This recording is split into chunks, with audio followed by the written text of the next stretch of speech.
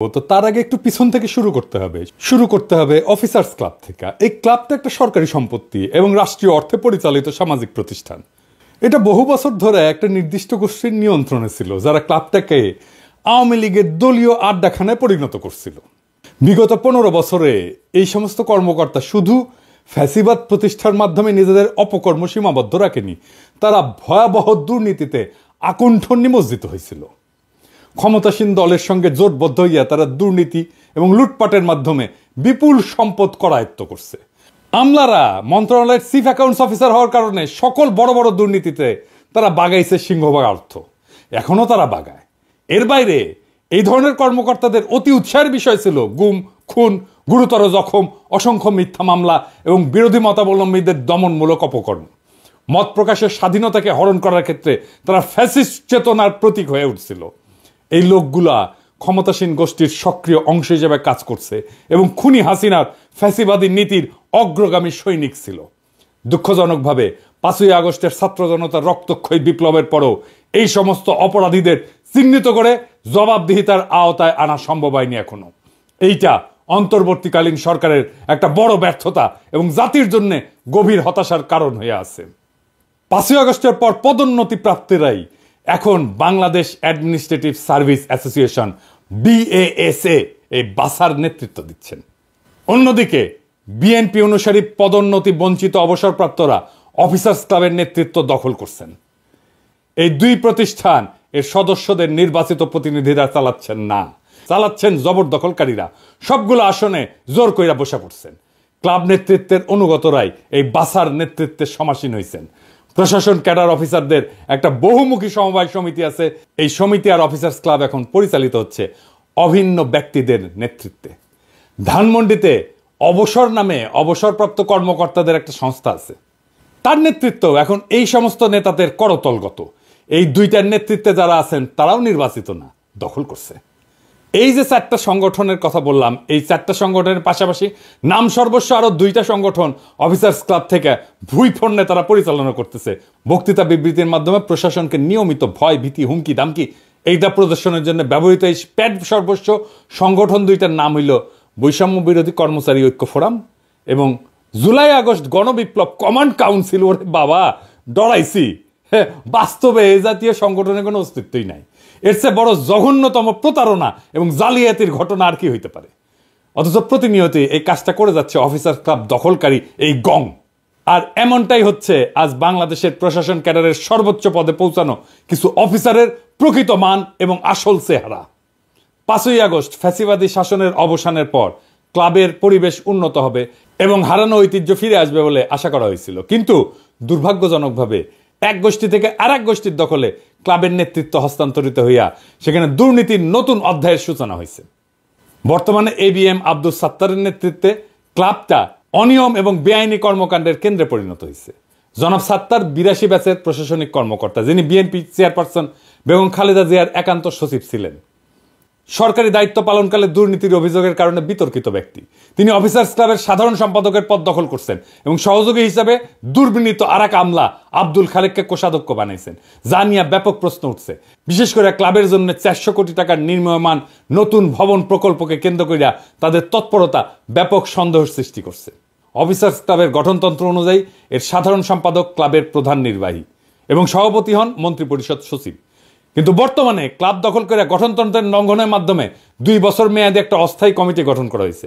এহেন পরিস্থিতিতে সাত্তার খালেক গংদের সাথে মন্ত্রিপরিষদ সচিব শেখ আব্দুর রশিদ এবং প্রধান উপদেষ্টার মুখ্য সচিব সিরাজউদ্দিন সাথীর মতো খ্যাতিমান, সজ্জন এবং শ্রদ্ধাভাজন অফিসাররা কিভাবে সংযুক্ত থাকেন এটা আমাদের বোধগম্য না।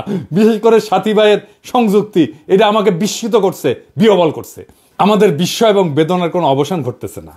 রাষ্ট্র এবং সরকারের শীর্ষ পর্যায় থেকে রাজধানীর শহর, নগর, বন্দরের অলিগলি, গ্রামগঞ্জের হাট বাজার সহ সর্বনিম্ন তলা পর্যন্ত প্রায় সবকিছু দখল নিয়ে ফেলছে একটা দল। হ্যাঁ, কারা আর নাম কইলাম না, আমি তিক্ততা বাড়াইতে চাই না। দলবাজ এবং দখলদার হিসাবে তাদের চিহ্নিত লোকদের নাম সর্বত্রই ছড়ায় পড়ছে, আপনারা চেনেন। আর প্রশ্ন হচ্ছে, দলটা কি গণ অভিযোগের এবং অভিশাপের কাঠগড়া থেকে নিজেকে মুক্ত করতে সচেষ্ট হবে, না নির্বাচনী দিল্লির লাড্ডু খেয়া আত্মাহুতি দেবে? এইখানে অন্তর্বর্তী সরকারের চ্যালেঞ্জ কি? সাবেক অর্থ সচিব জাকির আহমেদ খানের নেতৃত্বে একটা কমিটি গঠন করা হয়েছে, যা 2009 থেকে 2024 সালের 5 আগস্ট পর্যন্ত সরকারি কর্মকর্তাদের পদোন্নতি বঞ্চনার কারণ, সংখ্যা এবং পদ্ধতি পর্যালোচনা করবে। তবে এই কমিটি শুধুমাত্র প্রশাসন ক্যাডারের কর্মকর্তাদের ভূতাপেক্ষ পদোন্নতির সুপারিশ করায় ইতিমধ্যেই তারা নিরপেক্ষতার মানদণ্ডে ব্যর্থ হয়েছে এবং তাদের বৈধতা প্রশ্নবিদ্ধ হয়েছে। বেসামরিক প্রশাসনের পাশাপাশি সামরিক প্রশাসনেও বিপুল সংখ্যক কর্মকর্তাকে পদোন্নতি বঞ্চিত করা হয়েছে। এমনকি অনেককে চাকরিচ্যুত করা হয়েছে। বিডিআর হত্যাকাণ্ড সহ বিভিন্ন ষড়যন্ত্রে বহু সেনা অফিসার নিহত হয়েছেন, আহত হয়েছেন। টর্চার সেলের নির্মম অত্যাচারের মাধ্যমে অনেককে বছরের পর বছর নিপীড়ন করা হয়েছে, অনেককে চাকরি হারাইছে প্রতিবাদ করার জন্য। দেশ ছাড়া হয়েছেন অনেকে। দেশবাসী আশা করছিল খুনি হাসিনার পতনের পর এই সমস্ত হত্যা নিপীড়নের বিচার হবে, যোগ্য কর্মকর্তারা এবং তাদের সম্মান এবং পদ ফিরে পাবেন এবং পদোন্নতি বঞ্চিতদের বঞ্চনা দূর হবে। কিন্তু হতাশাজনকভাবে দেখা যাচ্ছে শুধুমাত্র প্রশাসন ক্যাডারের পদোন্নতি বঞ্চিতদের সুবিধা প্রদানের আয়োজন করা হয়েছে। অন্য কোনো ক্যাডারের, এমনকি সামরিক বাহিনীর নিপীড়িত এবং পদোন্নতি বঞ্চিতদের জন্য কোনো পদক্ষেপ গ্রহণ করা হয়নি। এটা বৈষম্যের চরম উদাহরণ। বৈষম্য দূরীকরণ কি শুধুমাত্র একটা ক্যাডারের সুবিধা প্রদানের মধ্যে সীমাবদ্ধ থাকবে, নাকি এটা সর্বস্তরে বঞ্চিতদের জন্য বাস্তবায়িত হওয়া উচিত? আপনারাই বলেন, কোনটা ইনসাফ? রাজনৈতিক কারণ ছাড়াও ব্যক্তিগত স্বার্থের কারণে বিএনপি পন্থী নয়, পদোন্নতি বঞ্চিত অবসরপ্রাপ্ত তেমন অফিসাররাও ভূতাপেক্ষ পদোন্নতি এবং আর্থিক লাভালাভের আশায় অফিসার্স ক্লাবের নেতৃত্বের সাথে জোটবদ্ধ হয়েছে। এই প্রক্রিয়ায় প্রশাসন ক্যাডারের বাইরে অন্য কোনো ক্যাডারকে বিবেচনায় নেওয়া হয়নি। এতে বিএনপি অনুসারী এবং বিএনপি বিরোধী মিলিয়া প্রায় 764 জনের পদোন্নতি ইতিমধ্যে চূড়ান্ত পর্যায়ে পৌঁছে গেছে। শুধুমাত্র শেষ নোটিফিকেশনটা বাকি।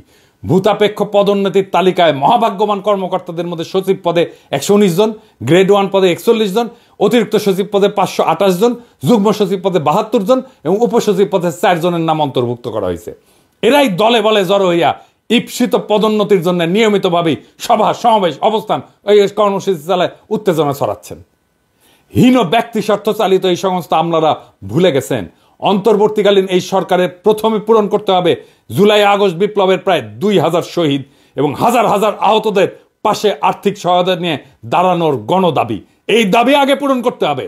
শহীদ পরিবারের জন্য সরকার ঘোষিত অনুদান এবং আহত সকলের সুচিকিৎসা নিশ্চিত না হওয়া পর্যন্ত কোথাও কোনো সরকারি চাকরিজীবীকে বাড়তি আর্থিক সুবিধা দেওয়া যাবে না। Full stop. গত 15 বছর সেনাবাহিনী, পুলিশ, বিচারক, ডাক্তার, শিক্ষক, কৃষিবিদ, engineer, BGB, Ansar, customs, VAT, income tax সহ অন্যান্য ক্যাডারের যে সমস্ত কর্মকর্তা নানান নির্যাতনের শিকার এবং পদোন্নতি বঞ্চিত হয়েছেন, তাদের আর্থিক ক্ষতিপূরণ বা ভূতাপেক্ষ প্রমোশন নিশ্চিত না করা পর্যন্ত প্রশাসন ক্যাডারের 764 জনকে দেওয়া বিশেষ সুবিধার কার্যক্রম স্থগিত রাখতে হবে। Full stop. কোনো কথা নাই। প্রধান উপদেষ্টা প্রফেসর ইউনূসকে মনে রাখতে হবে যে তিনি এখন যে কাজটা করতেছেন তা একটা ক্ষুদ্র ঋণ প্রকল্প না, এনজিও না, এটা শহীদ